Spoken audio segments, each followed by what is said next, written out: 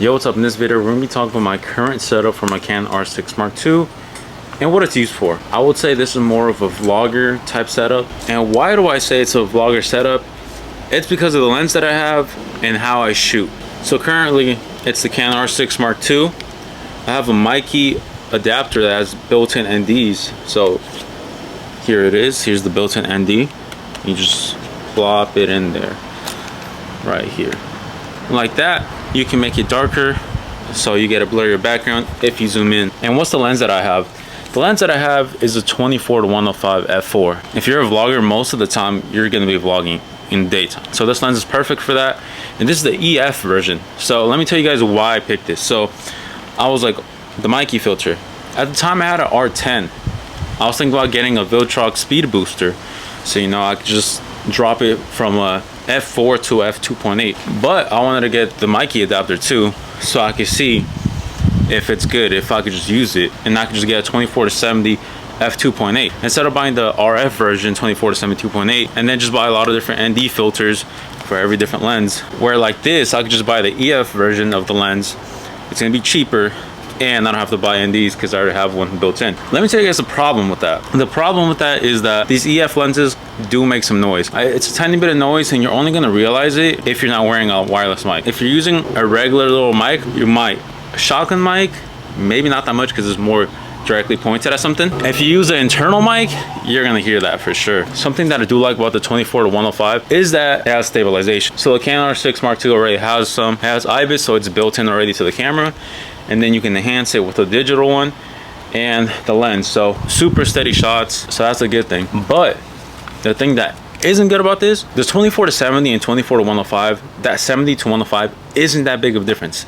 And if you're shooting 4K with this camera, you can just crop in. So the 2.8 is gonna be way better than the f4, because sometimes it starts to get a little bit blurry, and shooting manual, it sucks because you have to crank up the ISO and it doesn't look good. It does take a while to see noise, but still, like, you don't want to be cranking up the ISO. So instead of the 24-105, I should have got the 24-70. But it kind of doesn't matter for me because this isn't something that I do for a living. It's more of a hobby. 24-105 f4, it's good. It's good because it's an all-around lens. It's wide enough where you can get close up like this, right?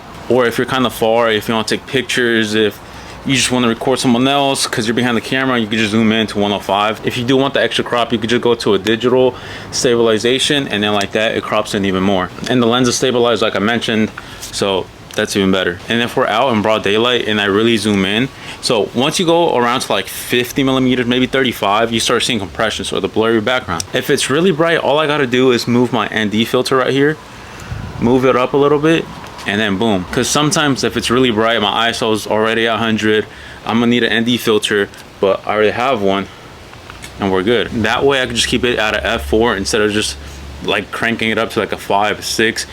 And if I do that, I'm not gonna have a blurry background. With the f4, I still can.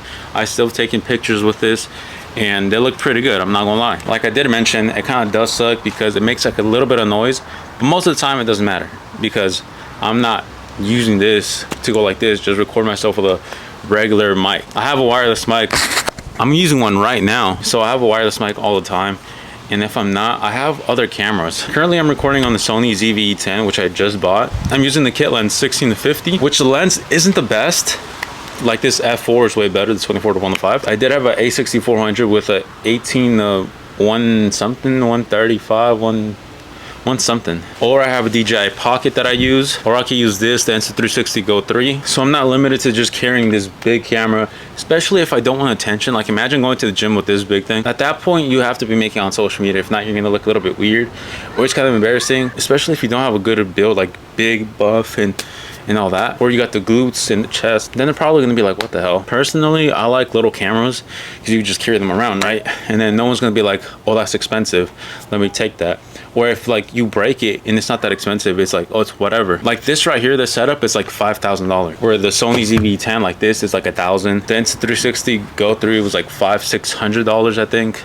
because I got the 128 version. The DJI Pocket is like $300. So if I have these, it's not that bad. Something that kind of does suck is the DJI Pocket, the Insta360 Go 3, is that you can't swap lenses. So if it does get dark, you can't switch lenses and pick a better one. So something that they really recommend for the Sony ZV-E10 is a 16mm Sigma 1.4 lens. So it's gonna be looking like this, but super blurry background if you have an ND filter, or it's gonna look really good in low light, so at nighttime.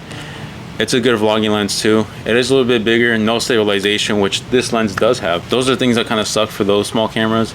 This camera, I could switch it out, but you know, I don't know. And I have a Sony ZV-1, so that's even smaller than this, a tiny bit smaller, and I can just use that, and it's like whatever, right? No one's really gonna pay that much attention. They're not gonna really take you too serious. The reason to get these bigger sets is so it looks more expensive. They're like, oh, he's probably better. That's the only reason. It kind of sucks that they do that.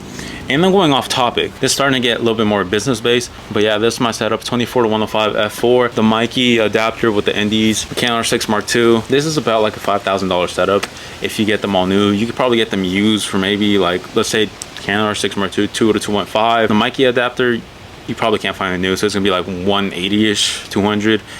24-105, you could probably find the first version of it for like 500-600. The second version like this, you could probably get them like 800 to 1,000. So you are gonna save a bit of money. But yeah, that's my setup. Do I recommend it? Yes, because most of the time I am gonna shoot like in the daytime like this. If you can get a 24-70 f2.8, I'll recommend that. The difference is not that big, 24-105, and you're only gonna spend like $1,000 more if you buy them new. So I think that's way better. Save your money, and like that, you really don't have to buy any other lenses unless you have Sony. Then I recommend the 16-35 and the 35-150 Tamron lens. 16-35 Sony lens, and then a 35-150 Tamron lens, because one's a 2.8, the other one's a 2 to 2.8.